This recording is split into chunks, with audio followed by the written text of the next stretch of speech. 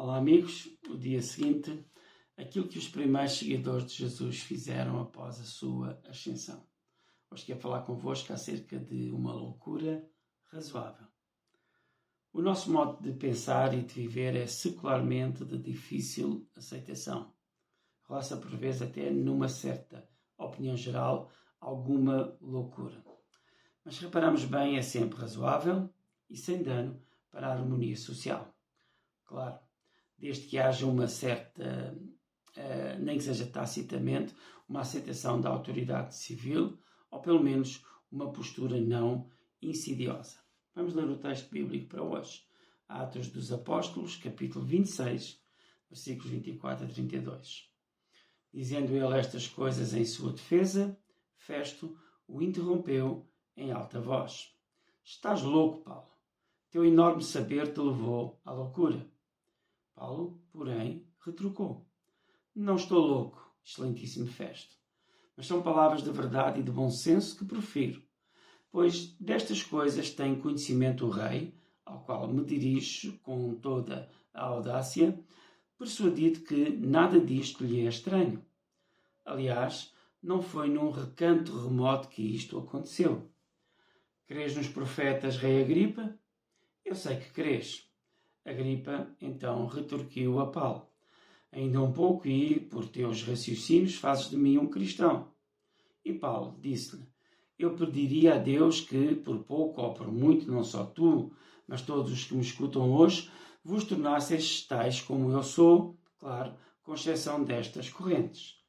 Levantou-se o rei, assim como o governador, Berenice, e os que estavam sentados com eles.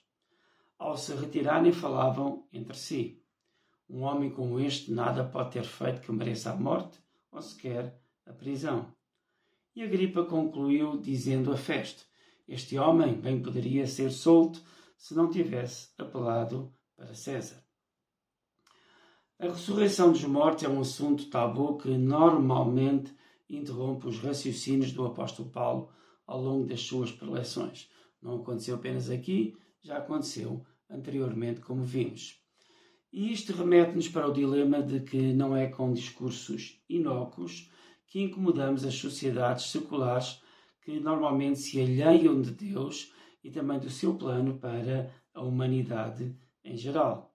Infelizmente, o que encontramos hoje no nosso meio são clichês que não se incompatibilizam com os discursos razoáveis dos chamados influencers atuais, chamem lá o que quiserem, e o que no fim de contas é confrangedor verificar que não há diferença entre o que é dito nas redes sociais, nos programas televisivos e em muitos púlpitos por este país fora. Dir-me-ão que é fruto dos tempos que estamos a viver. Eu digo que é uma rendição incompreensível ao Deus deste século.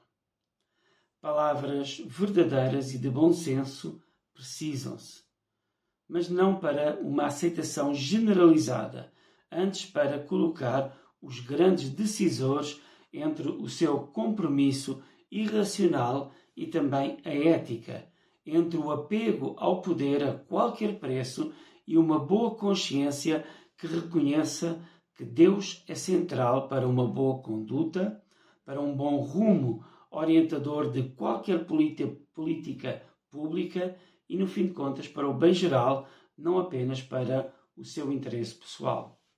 Como cristãos, temos um raciocínio lógico, que só será louco para o exercício de qualquer função sem uma noção ética e sem o desejo de servir o povo e não, acima de tudo, servir a Deus, que era o problema deles.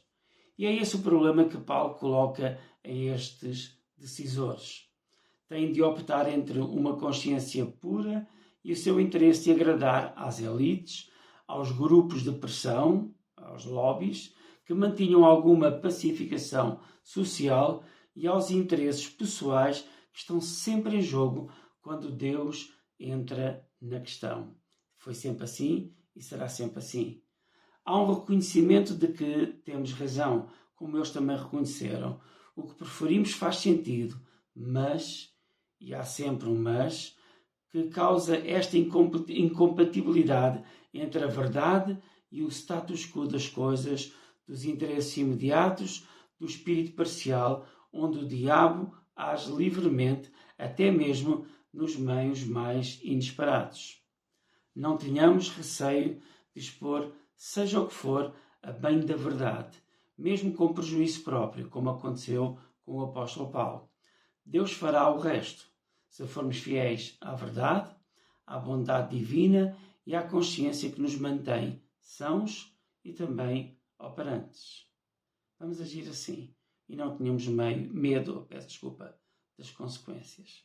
Que Deus vos abençoe.